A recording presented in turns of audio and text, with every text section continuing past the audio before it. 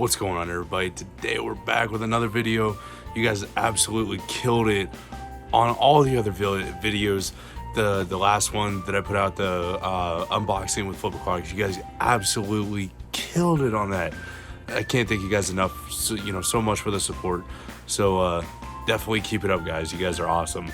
But today we're going in depth on the 10-gallon puffer tank behind me, and we're gonna go in depth on everything that's in here, how to take care of them, and we'll probably feed them too. Show you guys how I feed mine.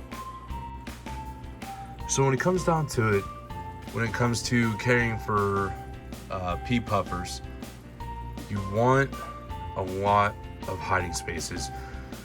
There's 3 Java fir mats across the back. There's 2 narrow leaf Java fir mats here. There's these super reds or whatever they are. Still can't remember the name of them, but I got those from Dustin's Fish Tanks. They like those. They don't mind them.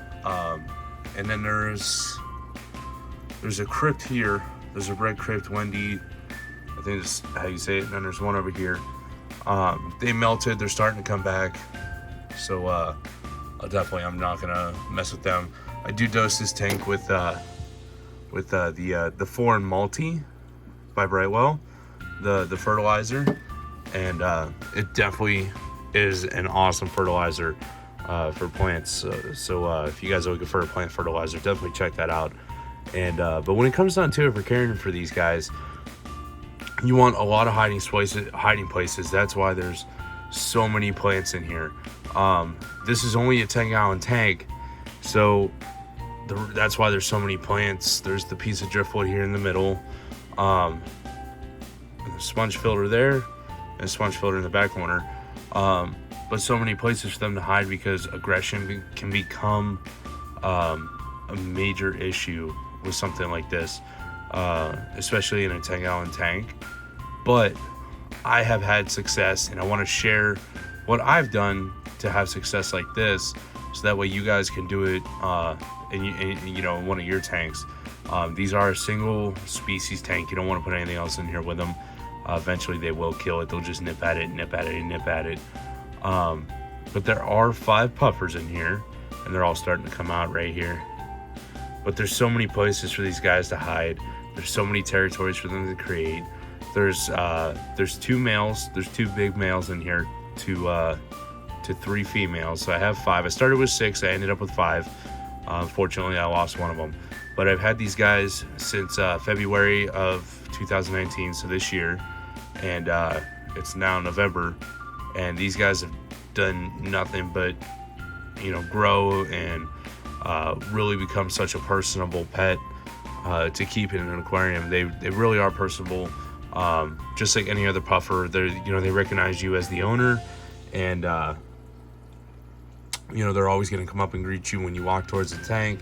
They're not always just looking for food.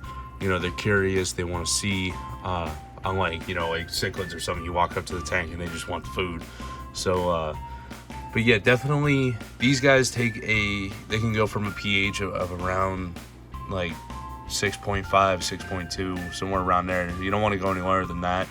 Up to, I want to say, about 7.5, maybe around, that might be your highest. Mine is, I want to say it's 6.5 because of the planted tank substrate that's in here. This is actually a buffering substrate, so it lowers the pH down to about 6.5. And these guys were in a pH of around neutral, about 7.0. And then when I changed the whole tank over and I did the planted tank substrate for all the plants, because I didn't want to have a lack of nutrients in the water, it buffered the substrate or the pH down, and it definitely didn't bother these guys. If anything, I think they thrive more in a lower pH than they do in a higher or neutral pH. But that's all in what you have in your tank. These guys prefer really clean water, and they don't like it dirty. Very clean water will keep them very active. You could do like a water change every week.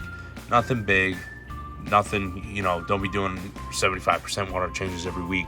Definitely stick to small, if you like me, I have a 10-gallon tank, so like every week I'll do like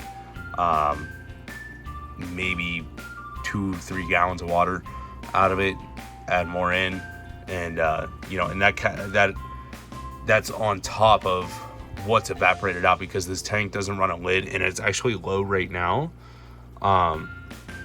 This tank doesn't run a lid because the plants actually stick up through the top, so I didn't want to harm them. Well, not harm them. I like to look how they stick up through, and I'd rather add water every couple days, even though I'm doing water changes every week. I would rather add water than put a lid on it. And I have a lid, but I just like the way it looks. I always thought about transferring this into a 12-gallon low boy, just so a lot of the plants would stick out through the top, and I thought that would be pretty cool. But definitely, I just wanted to educate you guys a little bit on these and taking care of them if you didn't know about them already, because we sell them on our website at flipaquatics.com. So you can get them there. We sell them in 5-packs, so it's like for you guys to have a little bit of knowledge of what you'd be getting into when you purchase them would, in my mind, would be is what I thought would be pretty cool.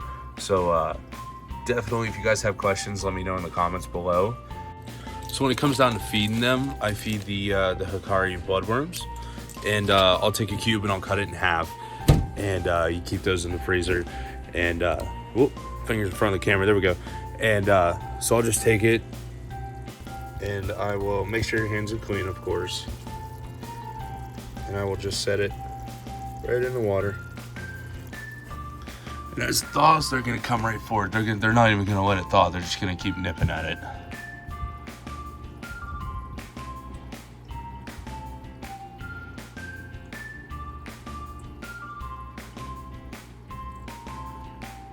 The reason I do a half a cube is because for 5 of these puffers, a full cube is just way too much, and I wouldn't want that much excess food sitting in the tank, or have to remove that much excess food with this many plants in here. So I cut it in half, and they typically, eat till their heart's content. I've never had a problem with these guys getting bloat or anything like that. They definitely won't overeat themselves.